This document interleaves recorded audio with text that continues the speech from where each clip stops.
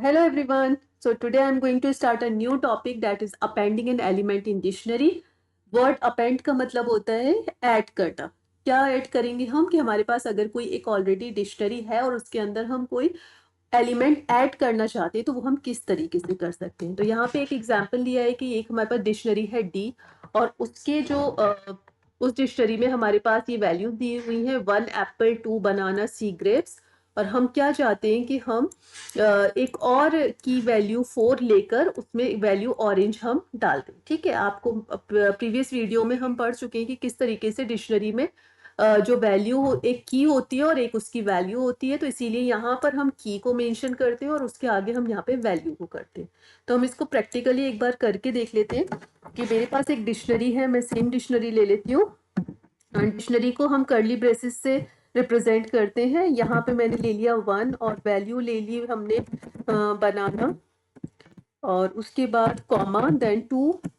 Second value की हो गई मेरी 2 और जो इसकी वैल्यू है वो हो गई एप्पल.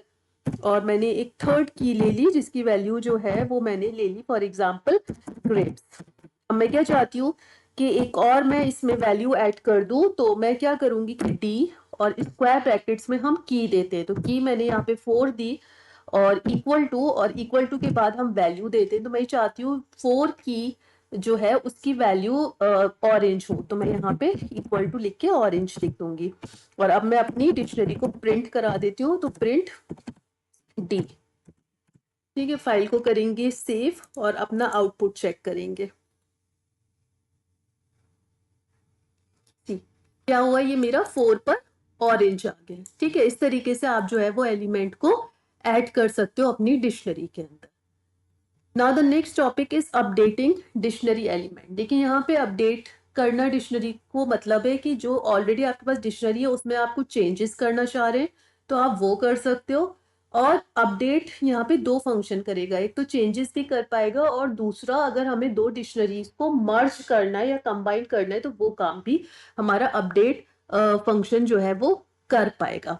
ठीक है, तो अब हम किस तरीके से करेंगे अगर हमें कोई अपने इसमें चेंजेस करने हैं तो हम कैसे करेंगे. तो प्रैक्टिकली देख लेते हैं इसको कि ये मेरे पास डिक्शनरी और मैं ये चाहती हूँ कि जो मेरी 3 की है इस पे ग्रेप्स की जगह ऑरेंज आ जाए. है ना, अभी मेरे पास क्या है, ग्रेप्स है 3 पर. तो मैं क्या करूंगी कि यहाँ पे की दूंगी और उस पे नई वैल्यू दे दूंगी. ठीक है, तो क्या होगा कि जो ये 3 वाली की है उस पे मेरे ग्रेप्स की जगह ऑरेंज आ जाएगा.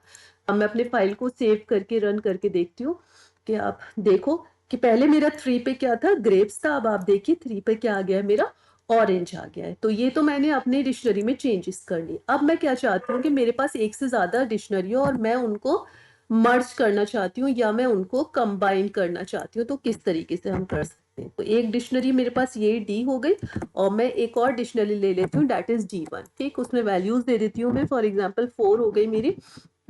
जो आपका दिल करे आप वो वैल्यूज दे दो. फॉर एग्जाम्पल मैंने यहाँ पे दे दिया पोटैटो और यहाँ पे नेक्स्ट वैल्यू हो गई 5 की हो गई 5 और यहाँ पे मैंने दे दिया टोमेटो और नेक्स्ट वैल्यू मेरी हो गई 6. जरूरी नहीं है आप इसी सीक्वेंस में देंगे, आप जिस सीक्वेंस में चाहें उसमें दें. मैं सिर्फ एक एग्जांपल ले रही हूँ. यहाँ पे फॉर एग्जांपल मैंने जो है वो ले ली next value that is brinjal.